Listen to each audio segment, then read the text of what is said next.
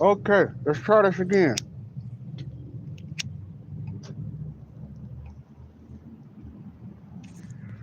All right.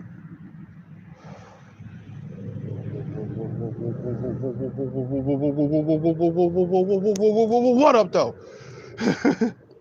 Take two of yesterday's Intelligent N-Word episode 9, where we talk about shit that piques my interest with a little bit of intelligence.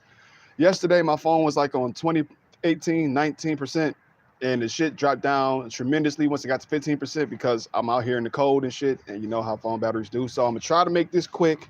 Try to is the key word. And I only got like two subjects because these two are monumental to me. The first one being last weekend, starting Saturday, has been crazy. If you're not a wrestling fan, sorry. If you are, you saw Survivor Series, and if you didn't, you saw the after effect. First off, let's get to War Games, the Survivor Series pay-per-view in itself, the PLE in itself, like a men's War Games, women's War Games was both amazing. The three filler matches are even cool. Of course, like I said, I knew Rhea Ripley and the Gunther was going to retain their respective championships. Santos Escobar has got to establish himself as a heel now that he done what he done. Dragon Lee is going to get his W soon. The women's War Games was crazy. Io Sky jumping off the top of the cage with a trash can covering her, ridiculous. Uh, It looks like Bailey is going to be out of the damage control soon because you cost us the match. Judgment Day, however, they don't they they dusted theirs off their shoulders, even though JD McDonough got tossed off the cage into a huge catch RKO by the returning legendary Viper, legend killer, apex predator, all that good shit. Randy Orton is back. Great to have him back after that double fusion back surgery that had him going for over a year. Um, and seeing on Raw, we see that he's about to get back to handling business with the bloodline. He's got unfinished business. Jay Uso came up to him earlier and said, "Hey man, I ain't with Roman, Jay, and Solo and them no more. So whatever business you got with them, it's with them. I'm out of it."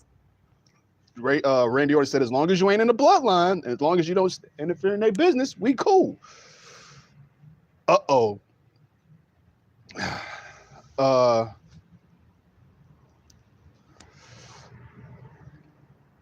the Creed brothers, they really pushing the hell out the Creed brothers, ain't they?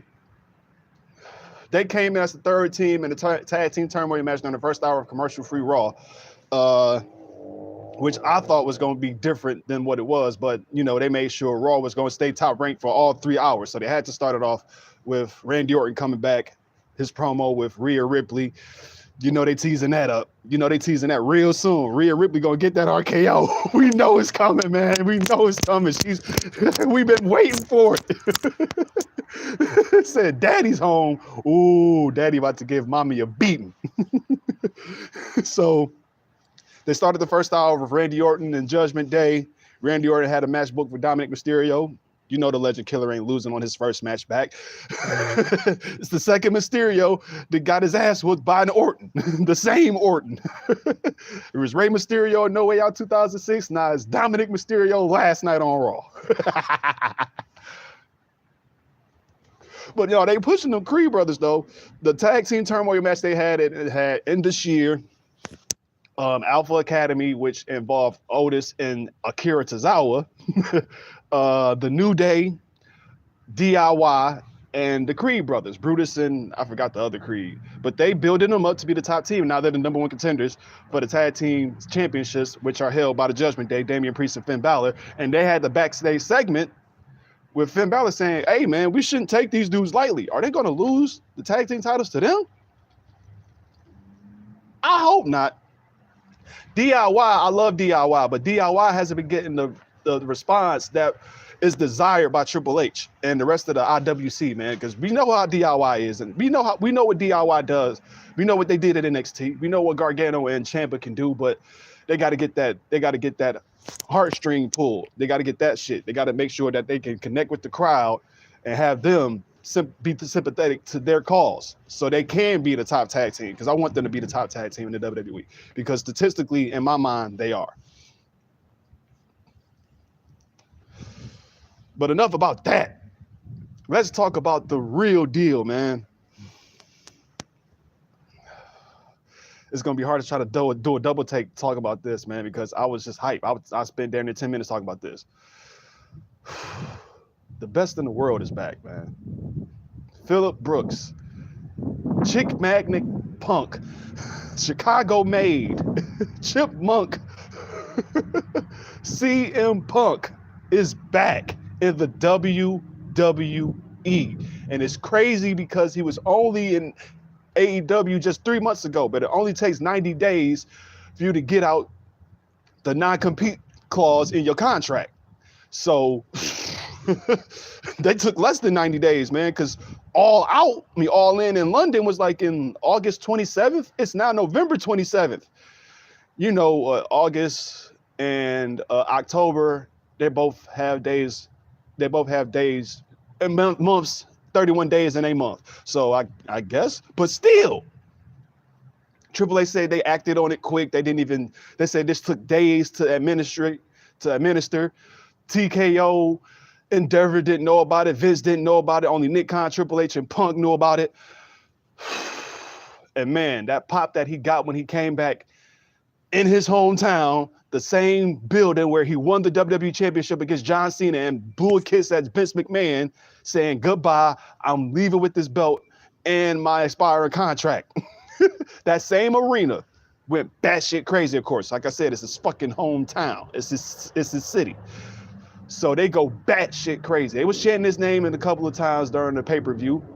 But even then, I wasn't reading dirt sheets. I wasn't reading none of the dirt sheets. Even back after Fastlane, they was talking this shit. I'm like, no, Punk ain't coming back to the WWE. He's finished his job with wrestling. But technically, he's finished his job working with children because last night on Monday Night Raw, he said, I'm home. He took the Rock route. The Rock said that in 2002 when he came back after Stone Cold Steve Austin walked out on the WWE because he didn't want to do business with Brock Lesnar on some bullshit. We know the reason. And it wasn't no bullshit, but you get what I'm saying. He didn't want to do business with Brock Lesnar on 1 day notice, knowing that Stone Cold and Brock Lesnar could be the biggest match of all time instead of a 1 day King of the Ring qualifying match. What? No promo booked like that? But The Rock came back and said, you know, Austin could take his ball and go home, but as far as The Rock is concerned, this is home. And this is in the middle, or the start, rather, of his Hollywood career when he just did The Scorpion King and The Rundown.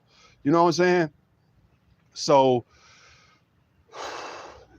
but he's proven that even during his time off, yeah, he came back after 7 years of 2004 to 2011 to come back and do business with John Cena. He's been having sporadic returns, coming back every once in a while, beating up Rusev, beating up the New Day with the Usos, Baron Corbin, or currently with Austin Theory, the Wyatt family, rest in peace to Bray and Brody Lee. You know, The Rock has been proven that the WWE is his home. No matter how big of a movie star I am, I'm still The Rock. So for Punk to say that this is his home, to say that the WWE is his home, the place that he's been going away from for almost 10 years, and said that he said in AEW, I couldn't make the community, I couldn't make the wrestling world better going back to the same place that made me sick in the first place. But I guess the rebuttal to that is when he said on Raw last night that a wise man told me that I had to leave and come back to get everything that I wanted. And I hate to say it, but that wise man was right. And we know who the wise man is, the special counsel, his best friend, after he was an advocate, but before he was before he had any interaction, well, the Shield was Paul Heyman's and CM Punk's protection program, right? So it all comes full circle, baby. It all comes full circle. But for him to come back and say that this is his home and this is where the best in the world come to compete, not just the moniker of him being the best in the world, but the WWE is where the best in the world is, where the best competitors, the best athletes that you know, you see the backstory now, man, and it's been like this, but now you know, former athletes, whether it's basketball, football, track, whatever the case is, wrestling amateurs or you know, you get the story, man, or people that haven't wrestled at all, or certain athletes or social media stars. Like, it's like now you get to see, you're seeing it more and more. And Punk knows right now that this is the best time for him to come back, because he's seeing what's going on now. 9 years ago, he couldn't get no break from his health problems. We back when he quit, he was mainly complaining about the fact that he had like this big ass tumor, or this bulge, this big ass bulge on the back of his hip, like on his lower back, like a big ass like size of a golf ball, when he was wrestling Ryback for the Hell in a Cell match. Like, he was dealing with that shit for years. He was dealing with that shit for a long time, and he couldn't be able, even when we had his leg busted, he skipped TLC, but he still was there week after week on Monday Night Raw in crutches doing promos. So those days of him not being able to get any health rest is gone now, because where's AJ Styles been? We know what Roman Reigns is doing. Brock Lesnar, certain top superstars, even when Edge came back to the WWE, he took a little bit of time off in between his run, in WWE, when he was in between facing Seth Rollins or Sheamus or Roman Reigns. Later on during that run, or definitely with the Judgment Day, he had sporadic returns. He took a little break for maybe like a month, and then he come back. So Punk sees that right now. He knows that he can get the health care that he definitely feel like he deserves in the WWE. So if he does feel like he's being worn out, let me take a week off, a week or two. Roman Reigns can do it. Why not me? So he said he's changed. I hope that comes to be true. It's 21 people in that roster that he's already done worked with, from Kofi Kingston to the Usos to even Seth and Roman Reigns themselves. These guys, it's 20-some people that know CM Punk. Good, bad, or indifferent, they didn't, you can't veto the shit. So bottom line is he's back, and he's back with family that he's really comfortable with. And him and Triple H, they saw through their differences, recognized their similarities, made amends, built that bridge that Punk lit the match and tossed onto, and now we about to see what's going on. And mainly, it looks like they already know what we want to see. Since 2019, Seth Rollins been calling this man's name out. Back when he was a babyface, losing the Universal Championship to The Fiend, he been calling this man out.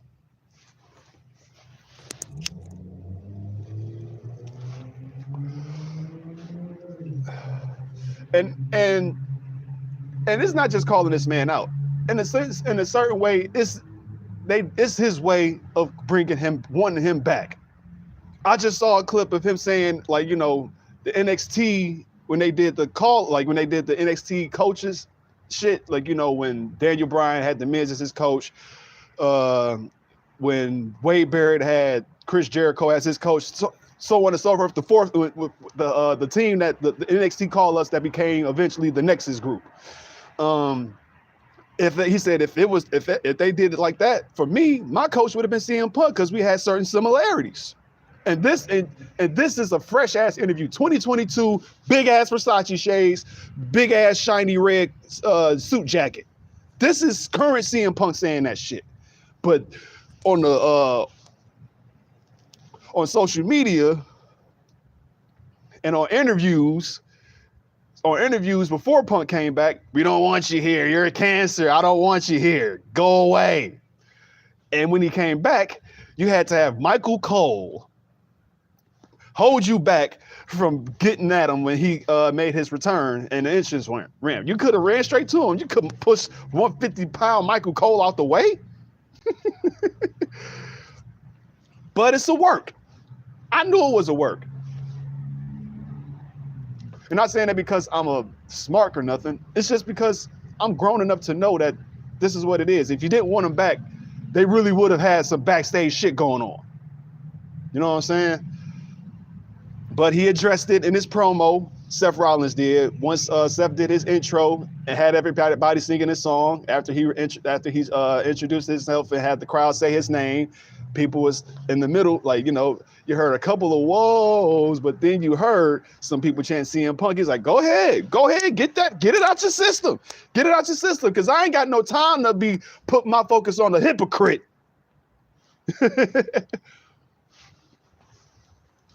So yeah, we gonna build up to that. Let him deal with his shit with Drew McIntyre and Jey Uso and whatever for these few couple weeks.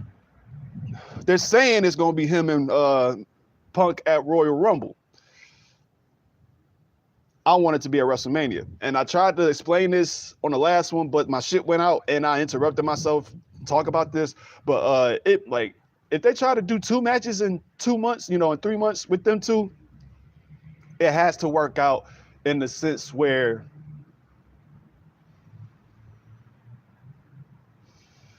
say Seth Rollins versus CM Punk goes down at the Royal Rumble. And CM Punk wins. CM Punk wins the World Heavyweight Championship at the Royal Rumble. Damian Priest is still senior Money in the Bank. Judgment Day is going to cash in and take him out. And Damian Priest becomes World Heavyweight Champion. I can't let him not have a successful cash in. So Damian Priest has become World Champion. Probably like a little storyline, whatever storyline he beefing with, that's who he's going to probably go against at Elimination Chamber, whether it's 1-on-1 or 1-on-6 chamber match or whatever. Because the 2 matches that's going to be chamber matches, one of them is going to be for a World Heavyweight, for a shot at the Universal, for the undisputed WWE Universal Championship at WrestleMania. One match is going to play, well, it can't be 3 matches because they got to have a women's elimination chamber match too. So, damn, it's going to be one women's elimination chamber match, and the other one is either going to be for the World Heavyweight Championship or a shot at the Universal Championship at WrestleMania. Bank on that. No pun intended, because if CM Punk can come back, Mercedes Moné can come back and be Sasha Banks again. Oh, a whole lot of shit can go down with her coming back. Her and Jade Cargill and Bianca Belair could do a triple threat. Anyway, but Seth and Punk is definitely about to go down real soon. Seth Rollins threw his shot talking about he didn't want to focus on no hypocrite, so we know he's going to talk about him later on in the weeks to come, especially like as the Royal Rumble comes to a head. And CM Punk, when he did his promo, talking about everybody was happy to see him back and he loved coming back to the WWE. This is his home. He said everybody welcomed him with open arms, almost everybody. He's like, I see some people are afraid that because now that I'm here, the most controversial and dangerous feared man in wrestling is just walk through the WWE's doors and not a damn thing he can do about it. He said, I just set the bar a little bit higher. I got the brass ring in my pocket and he can't get it. But he didn't say he said they. He said they're afraid that I got the brass ring in my pocket and they can't get it. He said everybody's been trying to be the best in the world, but the best in the world ain't been here for over 9 years. So the best in the world is back, belt or no belt. Without a belt, I'm the best in the world. So you know what that means. Yeah, he's shooting for the belt. He's shooting for Seth. They didn't have to say each other's names. The essence is in the air. So looking forward to that, because Survivor Series is the last main roster PLE of the year. There's nothing else towards that. Cody Rhodes just announced himself as the first entrant for the 2024 Royal Rumble. So that's what we got to look forward to. Royal Rumble is the road to WrestleMania, man. And WrestleMania 40 is about to look damn good. WrestleMania in Philadelphia? What? The place where CM Punk made his WWE debut at? In Philly? Was it in Philly? I may be wrong because I think it was the Hammerstein Ballroom. My fault. My apologies. My apologies. But Philly was the one place where when DX battled Rated RKO in the Survivor Series 5-on-5 elimination match, I think DX, Rated RKO, it's kind of irrelevant, but Rated RKO had Randy Orton, Edge, Mike Knox, and Eminem, Joey Mercury, and John Morrison, or Johnny Nitro, whichever you want to call him. And Team DX had the Hardys, of course, Shawn and Triple H, and newly debuting CM Punk. And when DX was doing their intro, the Are You Ready intro,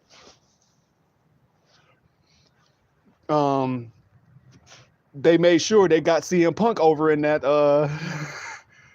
in that promo. So Philly is the home of ECW. ECW, when it was in WWE's hands and Paul Heyman's hands, if you saw the documentary back in 2012, CM Punk was the main focus for Paul Heyman. When he was rebuilding ECW, he wanted to rebuild it under CM Punk's run, under CM Punk's foundation. But the company didn't see it that way. Too skinny, internet darling, tattoos, all this, that, other, messy, all this type of shit. So the company didn't see what Paul Heyman saw. 6 years later, talking about 2006, he becomes one of the most controversial names by winning the championship in such major fashion. And then 3 years later, he decides to run. He decides to run out because he's like, I can't keep going under this shit if I can't get the treatment that I deserve, and I don't, both ways, health wise and booking wise. So he left. We ain't heard from him. Come back in 2021 on the AEW. Everybody was happy, including me. Had some great runs, had some great matches, especially that damn dog collar match with MJF. Oh my God. But later on, after it got with him and John Moxley and Adam Page, shit ain't go right. Shit went left. Took him a damn near year suspension for him to come back. And when he came back, he was on some bullshit. People liked it until they didn't like it no more. So he's been that controversial dude. He's been that dude that always went against the grain, whether it's been for his self-purpose or whether he feels like he's doing best for the business. Him being back in WWE is best for the business. It's best for the WWE. The WWE is making hella money. They know what to draw people to their shows. I told you this last week. They know how to get people watching. The PLEs are made for you to not also get delved into the final story of this chapter of matches that's going on in this month, but also it's gotta have you going at the end of the PLE. I gotta watch Monday Night Raw or SmackDown. I gotta see Raw or SmackDown. What's the aftermath of this? And Survivor Series was one of those nights, man. I went crazy when I saw Punk live on Survivor Series. I was at a friend's house with sitting next to a friend who didn't know too much about wrestling. When he came back, I had to cover my mouth and scream in delight and make sure I wasn't disturbing nobody. And I went straight to Twitter and YouTube for live streaming reactions. I went to Wrestle Talk. I went to What Culture. I went to Con Man. Of course, Dub and Ross in the Clutch and Chisel the Dynast. I saw their reactions, man. It was amazing. And for them to get their clips of their reactions put in a commercial, and some of them was live streaming it, Chisel the Dynast, in the Clutch, Mini Portable, Wheezy Blonde, and Conman 167. They all was live streaming the Monday Night Raw after Survivor Series, and they caught that commercial of them reacting to CM Punk coming back that Saturday. And I just put a clip of that on my YouTube, man, because I love seeing shit like that. And you see me now, I'm about to start trying to get into that myself. And it's not like I got to build my resume up, and it's not just because it's following the wave. It's not just for following the wave. It's because I love this shit, man. I love wrestling, man. And dog is is at 35 years old. I'm almost not embarrassed to say that I love watching wrestling, man. Because look at what's happening, dude. Look at what's happening. Whether you watch AEW, whether you're watching Impact that's about to turn into TNA within January, or whether you're watching WWE, or whether you're watching DPW. Shout out to Chris Danger for having his first match. Man, that's some shit that I would have never imagined to do. I made, like, dude, who hasn't, if you're a wrestling gamer, who hasn't made up themselves as a wrestling character and imagine yourselves beating the shit out of these WWE superstars? This motherfucker's been doing that for the last 9 years. And he done got the gumption and the nerve and the talent and or the passion to say, fuck it, I'ma finally do it. Unfortunate that Adam Cole couldn't be his partner or his in the ring as far as your first opponent, your first match, because he had his ankle injury. Get well soon, Adam Cole. But Shawn Spears, aka WWE's Todd Dillinger, Shawn Spears in AEW, he got to be his first opponent, and that's crazy enough because Shawn Spears is a co-trainer, one of the co-head trainers of Tyler Breeze's wrestling school, Flatback Wrestling. So that was dope in itself. You know what I'm saying? Still have one of your friends, because Shawn Spears, he's a gamer too. You know what I'm saying? The Sweets Live, Shawn and Tyler Breeze, they got their own gaming channel, which turned into The Party. Adam Cole, Cesaro, Cole, and Adam Cole, Cesaro, Creed, and Swiss. I just, like, I'm saying, you get what I'm saying. Adam Cole, Claudio, Austin Creed, and Tyler Breeze, they put that in one channel. It's rare that we see so much from them now, but they're all so busy. Even with Adam Cole having an injury, who knows how much he's rehabilitating. He may be gaming and shit, but ain't no telling how busy Austin Creed is out on the road doing God knows what. Claudio is still on the road in AEW, and Tyler Breeze, he may be looser, but it's all on depending on the other two.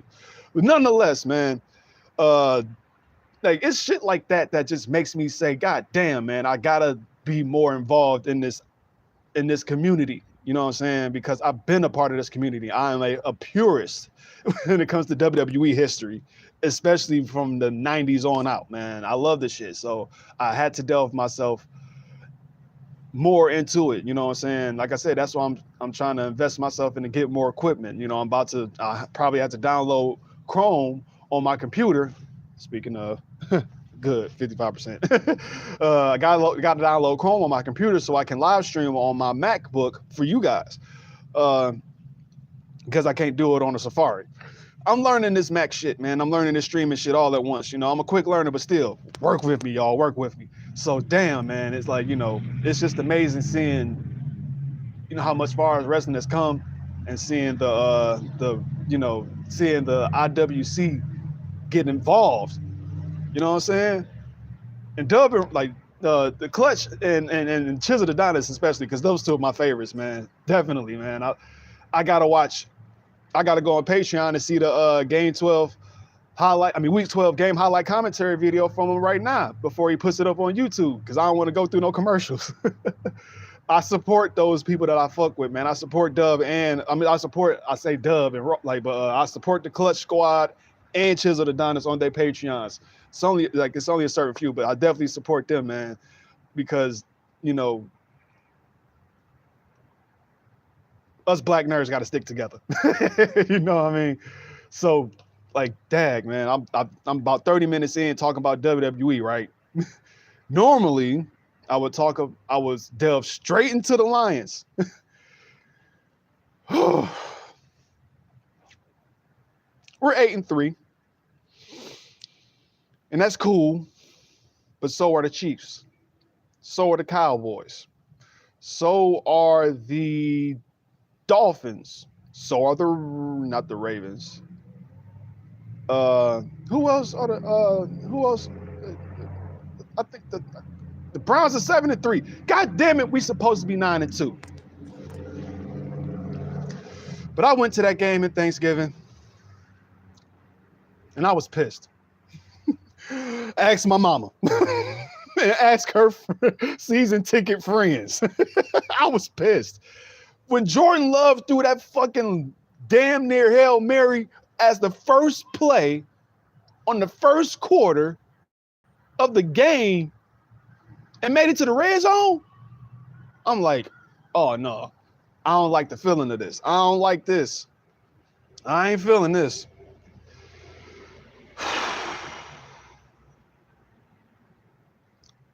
I hope Jared Goff is not injured, because I saw him on the side of the field, not on the sidelines. He was like near the sideline, but he was on the side of the field throwing like 20 to 15 yard passes to, the practice catchers.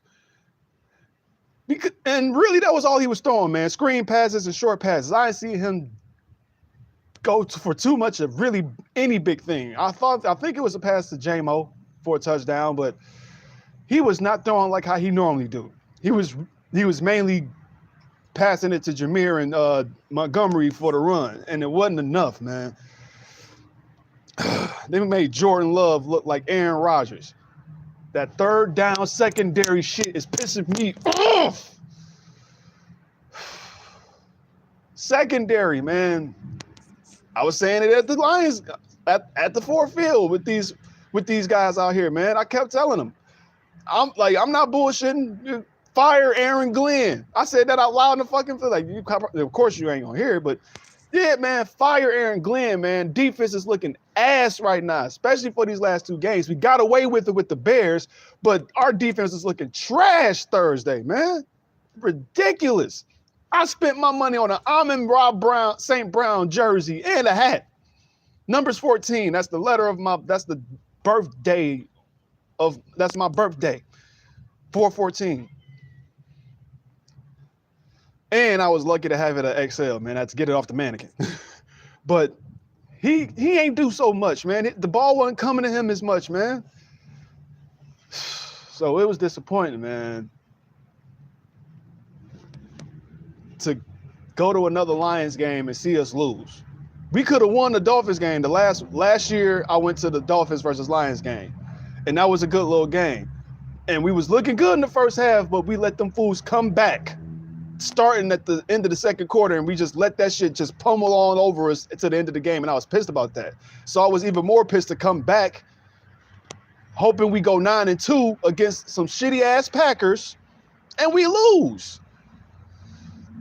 Now, motherfuckers saying it's because of Wax Gibbous. Anytime it's a Wax Gibbous during Thanksgiving, we lose.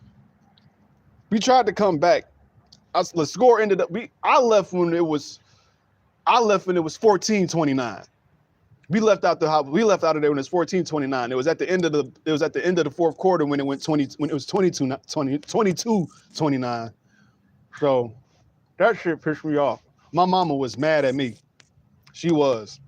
Because I was too passionate about us fucking up so damn bad that I was pissed. I was upsetting her. Like, she got season tickets. She's about to go to New Orleans for the Saints game this Sunday.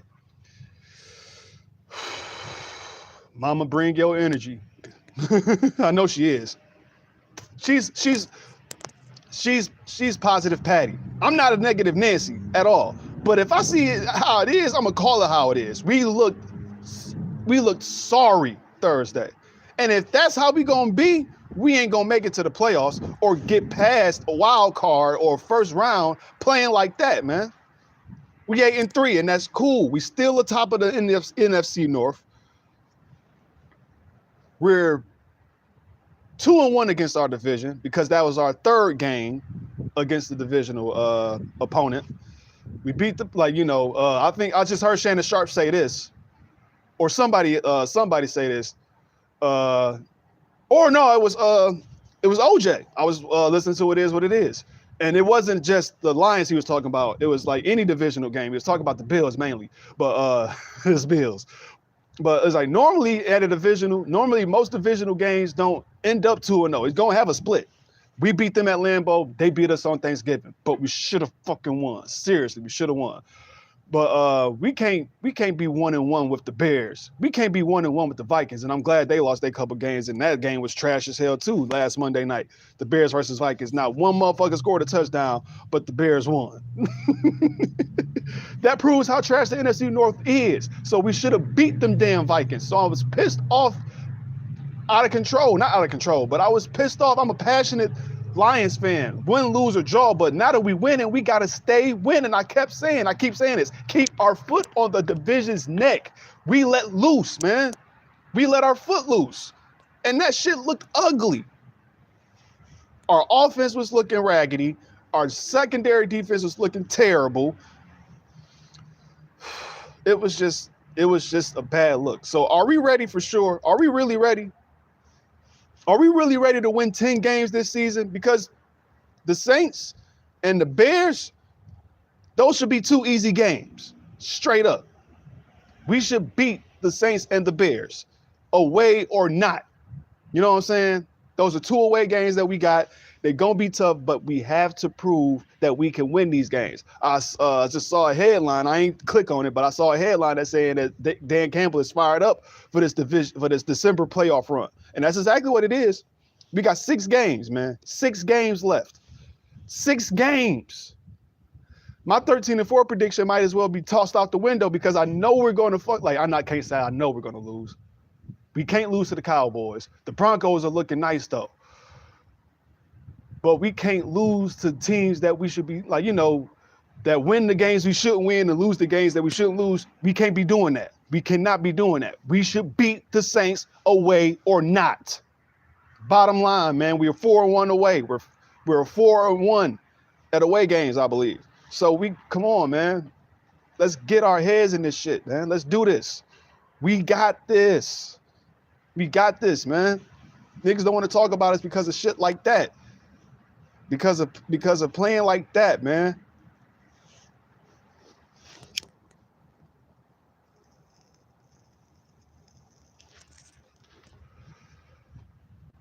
Like, for real, dude. I want to go to a playoff game, but I don't want us to lose, dude. I feel like I'm a bad luck charm myself. I don't watch full games of the Lions. I watch the red zone, but I don't be watching full games all the time because I feel like if I watch it, it's crucial. 4th down punt. And you go for it. You do a fake punt. That was ugly. No, Dan Campbell, that's not what you do in the middle of the second quarter. So, dog, we got to handle our business, man. We got to handle our business. The coach of the Panthers just got fired. Offensive coordinator of the Bills, they fired him and got one better for Josh Allen. Why can't we do that for Aaron Glenn, get him the fuck out of here and get us a new defensive coordinator, bro? Can we do that? Can we do that, y'all?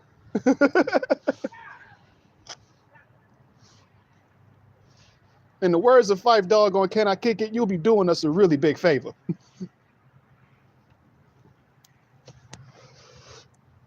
So, yeah, I still believe in my Lions. But we got to do better than that. We got to do better than that. Seriously, man. Fumbles I saw that I didn't see because I was like, man, too busy going outside getting the smoke break. I forgot that you could smoke outside. So I didn't think on the fact I bought cigarettes, but I ain't had this with me because I needed that. But at the same time, you don't want to be smelling like this going back to your mama, even though never mind, let me not say nothing. But nonetheless, man, come on, Lions, you got to do better than that. 4-2 at home, 4-2 at home, 4-1 on the road. Let's not go into no slippery slope, dude. Let's stay consistent. I ain't buy y'all jerseys for nothing. That's the first time I ever bought a damn Lions jersey. And I was going for authentic. I was looking up and down that damn store, not looking for no press printed shirts. I was looking for regular stitched. Shits that's $200. Them Jones. $200 looking for a $200 jersey, nigga. Like I said, I'm glad as hell I found that one off the mannequin. I was pissed if I had to get me a white one. I didn't want to get a white jersey. I didn't. I wanted that Honolulu blue because I had a hat to match. Sent it to my boy Luck. He said that shit was fire. I was like, I know, right? I had to get it. I already got a Lions hat, but that shit was fire. I was like, ooh. If we win next week, you'll see me wear it. So I had to get that son bitch. But I ain't buying that shit for nothing, man. Now, maybe buying the Detroit Bad Boys. I got a hoodie. That's not a zip up, of course, that, you know, so I can't show you. But you know what I'm talking about. The Detroit, like them all city jerseys. That Detroit Bad Boys one. I'm getting that shit. That's a Christmas gift. And I might get it before Christmas. Shit, I might get it this check depending on how it's looking. Depends on how it's looking. But I got to get that, man. That shit's fire, dog. Now, granted, our team ain't looking so great, but the Bad Boys, woo, that shit's sick, man. I got to get that. I got to get that. That's how you represent the city. And I'm going to get the hat to match. Got too many fitteds. I'm changing my game up. You seen me the last couple of weeks. If I had, like, most of the time, I don't wear fitteds. I don't wear snapbacks as much. If you've known me, I always wore snapbacks, man. Snapback fanatic. I kind of grown out of it. I still got a lot of them, but the collection's going to mess around and be evened up by these. I ain't gonna call them trucker hats. I don't know what to call them, but the ones with the bent brim. I'm getting more of them because like I like how I'm starting to like more how it looks on me, especially when I saw that, like, you know, I didn't think about how far a hat like that'll look on you, man, until I saw myself in that Calico versus Easy the Black Captain battle, and I walked right up on Shoebox, and like it don't look super ghetto, you know what I'm saying? To me, if I say it fitted, I don't know, man. I hate to say it like that. I'm from the ghetto, but I ain't a hood nigga, just a nigga from the hood. And I still consider myself a nigga, thus this podcast. But but not how y'all consider it. Nonetheless, this, man, I'm like, yeah. I just want to represent the city, and these jerseys, they represent the Lions are representing, and those Detroit Bad Boys all city jerseys are representing. So I gotta get that drip. Gotta get that.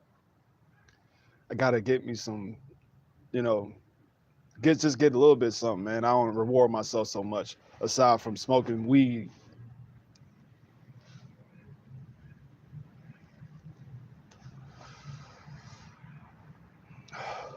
But yeah, those are my only two topics, man. I was like, dude, I was going back to Survivor Series. I was blown away about that. I didn't, like, you know, I was paying no mind to them tabloids about Punk coming back. I was like, no way. But just to see that happen, because he's one of my favorite wrestlers, dude. Because he really, like, to me, he was the Stone Cold Steve Austin of the PG era. And almost turned into the reality era, because it ain't no new era now. Like, you know, we called the PG era last time, like the PG era is done, but now, like, you know, we don't know what to call this one. I'm gonna mess around and call it the new wave era, because it's a new wave. It's a new wave, new attitude, new vibe. You know, same theatrics, but it's like it's advanced. It's the moved up. Sports entertainment has become exactly that. I just saw like the Wikipedia of WWE, and it's like it is really not wrestling anymore. It's WWE. I think it's World Wrestling Entertainment LLC. LLC, nonprofit. But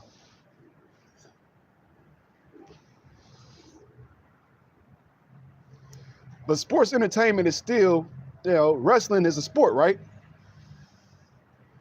And other part of it is the soap opera entertainment. So you get that it's still wrestling, but it's entertaining. So but CM Punk, he was that dude that broke past that glass ceiling of saying that you got to look like this or talk like this to be the top guy.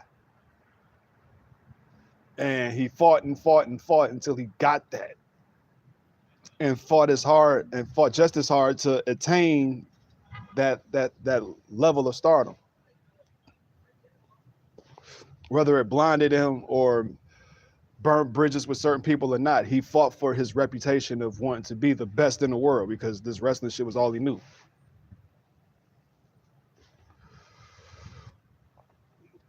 And if it wasn't for him and Daniel Bryan, you wouldn't have that streak of smaller wrestlers, dudes that aren't 6'7", weigh 275 pounds of muscle to be the world champion. You don't have to always be that. You know what I'm saying? You don't have to be white and be mega big and mega tall to be the top guy. You can be a small dude. You could be a black dude. You could be a cruiserweight. You could be a passionate tag team. All of that shit. He done broke the barriers for wrestlers that had passionate talent and not just the look and the gimmick to go along with it. Not just the look and the gimmick, but had the passionate talent to translate to the WWE universe, especially in this sense of the WWE. In the wrestling world, he made that more tangible for the WWE audience or the wrestling audience. And when he left, the people still wanted him. When he came back to the AEW, it drew down a little bit because we got him. But even when he left and came back and got suspended and got fired, people were still chanting his name. So now the fact that he's back where he says is his home, it's just a refreshing thing because I was watching wrestling when, when he was that dude, I was like, oh shit, man. I was tuned in. Saying bitching and bitching and bitching on SmackDown when you ain't supposed to be saying that word a whole lot on TV. So it's refreshing to see him back, and I can't wait to see how this journey is gonna go. I want it to be a positive roller coaster, but it's just gonna be a roller coaster nonetheless. So I'm just buckled up and prepared for the ride with the Second City Saint. But until then, that's all I've got. Go in a couple minutes because you see my hands is in my pockets now, so it's almost about that time. But until then, I'm out this bitch like newborn puppies, and I'll be back to talk more intelligent shit with you. Might mess around and change the name just to appease some shit, but till then, you know the deal. Peace.